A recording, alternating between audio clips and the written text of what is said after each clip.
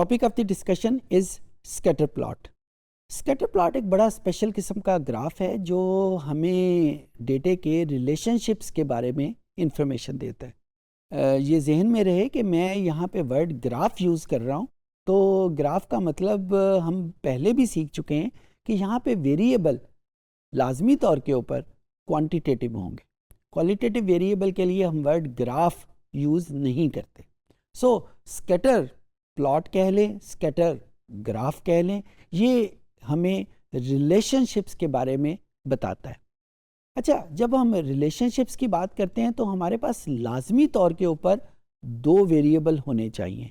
दो वेरिएबल के कम में तो हम रिलेशनशिप नहीं देख सकते, तो हमारे पास मिनिमम ऑफ दो वेरिएबल लाजमी होने चाहिए स्कैटर प्लॉट को ड्रॉ करने में। एक कंडीशन। दूसरी कंडीशन कुछ हद तक कंप्यूटर स्पेसिफिक है और कुछ हद तक हमारी अपनी अंडरस्टैंडिंग स्पेसिफिक है। जब हम दो से ज़्यादा वेरिएबल की बात करते हैं तो 3 वेरिएबल 3 डायमेंशनल ग्राफ आ जाता है, 4 डायमेंशनल ग्राफ आ जाता है, 5 डायमेंशनल ग्राफ आ जाता है। सो कंप्यूटर तो शायद हमें 3 डायमेंशनल या 4 डायमेंशनल या और हायर डायमेंशनल के ग्राफ ड्रॉ कर दे, लेकिन उसकी अंडरस्टैंडिंग उतनी ज़्यादा मुश्किल हो जाती है। फॉर एग्ज़ाम्पल, अगर हम SPSS की बात करें, SPSS में 3 डायमेंशनल ग्राफ मौजूद हैं। काफ़ी हद तक ये 3 डायमेंशनल ग्राफ हमें कर देता है, लेकिन 4th, 5th या 6th वो ग्राफ्स ये ड्रॉ नहीं करता। तो एक कंपल्शन हमारी कंप्यूटर की होगी कि हम 3 वेरिएबल से ऊपर नहीं जा सकते। लेकिन जब 3 वेरिएबल का ग्राफ हमारे सामने आ जाता है तो उसकी अंडरस्टैंडिंग भी उतनी मुश्किल हो जाती है कि इसको हम इंटरप्रेट कैसे करेंगे। अभी जब 2 डायमेंशनल ग्राफ आपके सामने आएगा तो उस वक्त मैं थोड़ी सी आपकी तवज्जो इस तरफ भी दिलाऊंगा कि अगर ये 3 डायमेंशन होता तो फिर हमारे पास क्या सिचुएशन आती। तो यहाँ पे हम ये कंडीशन अपने ऊपर लगा लेते हैं कि जब भी हम स्कैटर प्लॉट की बात करेंगे तो हम दो वेरिएबल के दरमियान में रिलेशनशिप्स की बात करेंगे, और अगर हमारे पास दो वेरिएबल से ज़्यादा वेरिएबल हैं जिनको हमने स्कैटर प्लॉट में देखना है, जिनका हमने रिलेशनशिप देखना है, तो हम उनके पेयर्स बना लेंगे। लेट्स से हमारे पास 3 वेरिएबल हैं 1, 2 एंड 3, जिनके दरमियान में हमने रिलेशनशिप देखना है स्कैटर प्लॉट को यूज़ करते हुए। तो हम पेयर्स बनाएंगे, यानी पहले ग्राफ बनाएंगे 1 और 2 का, फिर ग्राफ बनाएंगे 1 और 3 का, और फिर तीसरे नंबर पे ग्राफ बनाएंगे 2 और 3 का। और इस तरीके से 2 डायमेंशनल स्कैटर प्लॉट ही को यूज़ करते हुए हम इन तीनों वेरिएबल्स का ग्राफ बना लेंगे। तो लेट्स सी, हम SPSS की तरफ चलते हैं। मेरे पास वही फाइल है कस्टमर डी बेस, इसमें 2 वेरिएबल हैं। लेट्स से एक वेरिएबल हाउस होल्ड इनकम है और दूसरा वेरिएबल क्रेडिट कार्ड डेट है, और मैं ये देखना चाहता हूँ कि क्या इन दोनों के दरमियान में कोई रिलेशनशिप मौजूद है। और जब भी हम रिलेशनशिप की बात करेंगे ये जहन में रखिएगा कि हमारे पास SPSS में और स्टेटिस्टिक्स में एक ही ग्राफ है जो हमें रिलेशनशिप्स के बारे में बताता है, जिसका नाम स्कैटर प्लॉट है। तो हम यहाँ पे SPSS में आते हैं। ये 2 वेरिएबल मेरे पास हैं, क्रेडिट कार्ड डेट और हाउस होल्ड इनकम। तो स्कैटर प्लॉट हमें कहाँ पे मिलेगा? ग्राफ को क्लिक करेंगे। ग्राफ को क्लिक करने के बाद हम लेगेसी डायलॉग्स में जाएंगे और उसके बाद हम लिस्ट में से स्कैटर प्लॉट को ढूंढने की कोशिश करेंगे। ये देखें, ये मुझे सेकंड लास्ट के ऊपर स्कैटर प्लॉट यहाँ पे लिखा हुआ नज़र आ गया। अच्छा, बाय द वे, ज़रूरी नहीं कि आपके कंप्यूटर में भी ये सेकंड लास्ट ही पे हो। अगर आप SPSS के किसी और वर्जन के ऊपर काम कर रहे हैं, हो सकता है कि स्कैटर प्लॉट की जो पोजीशन है वो किसी और जगह हो। सो इम्पॉर्टेंट बात सेकंड लास्ट होना नहीं है, इम्पॉर्टेंट बात ये है कि आपने स्कैटर प्लॉट को डिग आउट करना है। तो स्कैटर को क्लिक किया। अब ये देखें, यहाँ पे मेरे पास कुछ ऑप्शन आ रही हैं। पहली ऑप्शन जो है वो सिंपल है, और ये उस केस के लिए जब मेरे पास सिर्फ 2 वेरिएबल हैं और मैंने उनके दरमियान में रिलेशनशिप देखना है।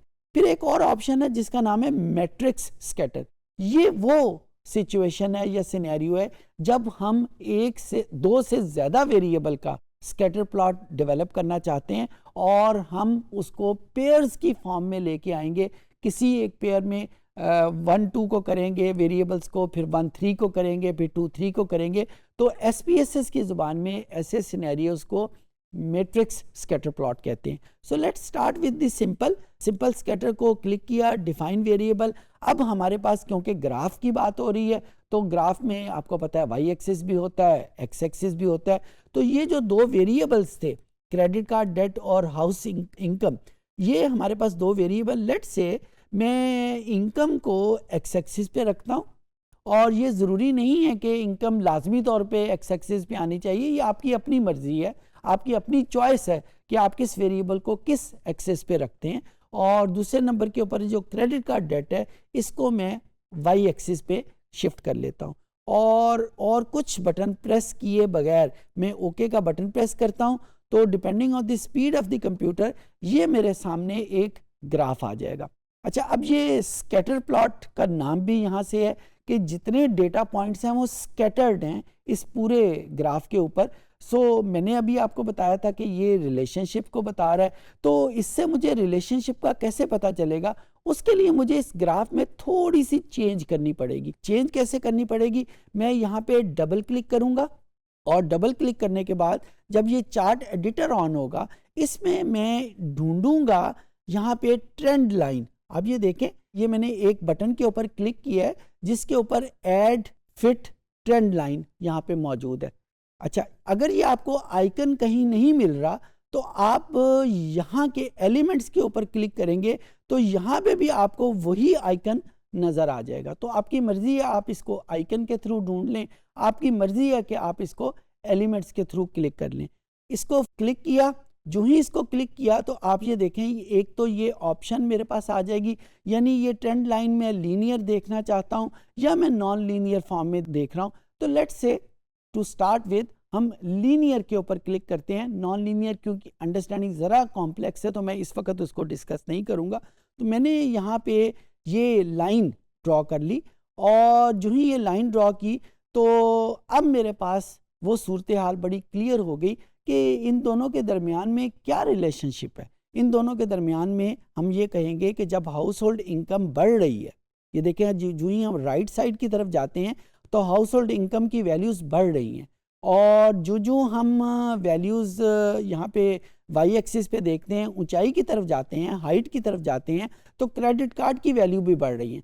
तो अब ये देखें कि जब हाउस होल्ड इनकम की वैल्यू बढ़ रही है तो ये लाइन की हाइट भी बढ़ती जा रही है। तो इसका मतलब ये है कि इनकम जब बढ़ती है तो क्रेडिट कार्ड की वैल्यू भी बढ़ रही है। तो हमने ये कहेंगे कि इन दो वेरिएबल के दरमियान में जो रिलेशनशिप है वो इंक्रीजिंग है, या इसको ज़्यादा टेक्निकल ज़ुबान में बात की तो इन दोनों वेरिएबल्स के दरमियान में जो रिलेशनशिप है वो पॉजिटिव है।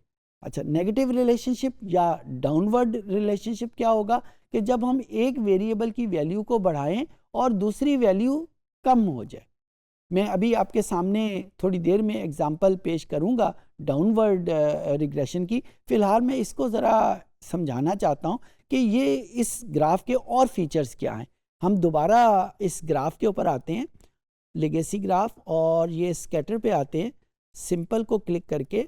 अब हम यहाँ पे देखेंगे कि ये एक थर्ड ऑप्शन है, सेट मार्कर्स बाय। ये पहले मैं इसको अप्लाई करता हूँ और इसको जेंडर को मैंने यहाँ पे शिफ्ट कर दिया। इसका असर अब क्या होगा कि ये देखें, ये जो दो ग्राफ नया बनेगा, ये इसमें जो डॉट्स बने हुए हैं ये दो कलर के हैं। एक कलर जो है वो ग्रीन है और दूसरा कलर ब्लू है, और यहाँ पे एक छोटी सी लीजेंड भी बनी हुई है जो हमें बता रही है कि मेल का कलर कौन सा है और फीमेल का कलर कौन सा है। यहाँ पे तो ये चीज़ें आपस में बहुत सुपर इम्पोज्ड हुई हैं, समझ आना मुश्किल हो रहा है।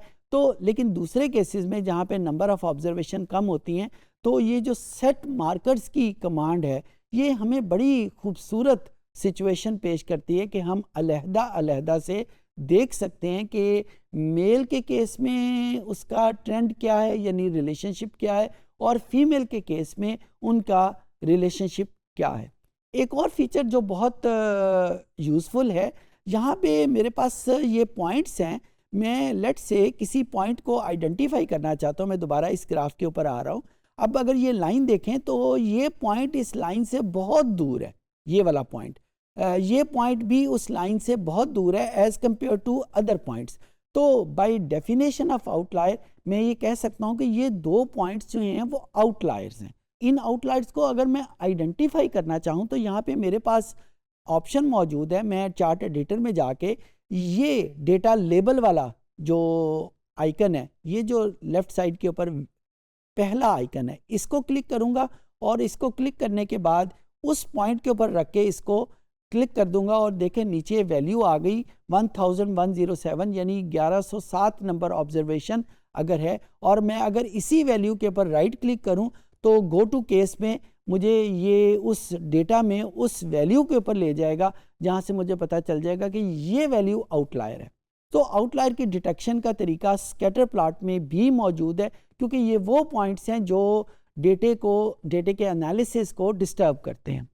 अब मैं आपके सामने सिर्फ एक एग्जांपल के तौर के ऊपर डाउनवर्ड रिग्रेशन की एग्जांपल आपके सामने रख देता हूँ। मैं गूगल की मदद लूँगा। गूगल में मैं जाके सिर्फ डाउनवर्ड रिग्रेशन उसमें लिख दूँगा और मेरे सामने वो तस्वीर आ जाएगी जो डाउनवर्ड रिग्रेशन की है।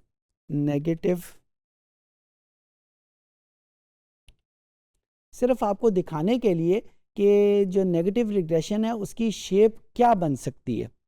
अच्छा, अब ये देखें, ये आपके सामने जो स्क्रीन पे एक ग्राफ है, शायद SPSS ही की मदद से डेवलप हुआ है, 2 वेरिएबल की मदद से डेवलप है।